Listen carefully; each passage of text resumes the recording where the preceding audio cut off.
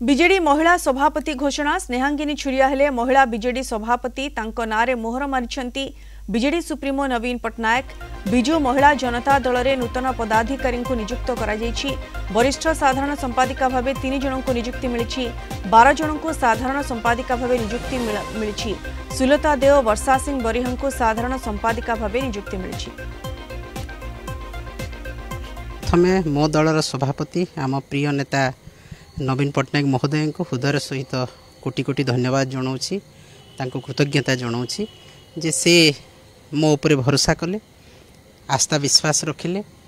एवं एते बड़ दायित्व देइछंती, मनोनीत करिछंती बिजु महिला जनता दल सभानेत्री भाव में एवं तांकर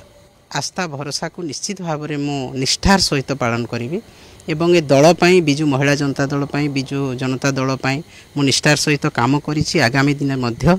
तांकर जो आशा रही निश्चित भाव में मो ए दलर महिला संगठन को आहरी सुदृढ़ करी, समस्त को सांगरे नहीं जो 15 जन आमर वुमेन अफेयर्स रे हमको देइछंती सांगरे काम करने से समस्त को एवं ओडिशा सारा महिला को मु नहीं काम करी, जो माने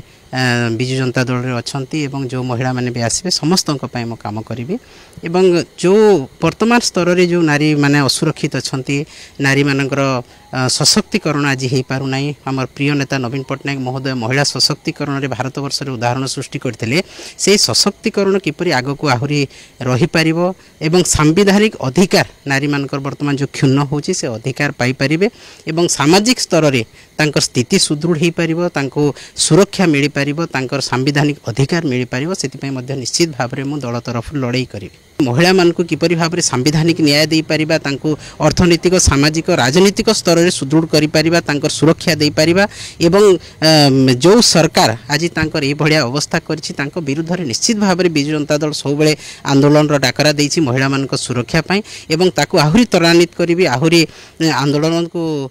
मजबूत करिकि महिला मान को सुरक्षा देबारे मु काम करिवि।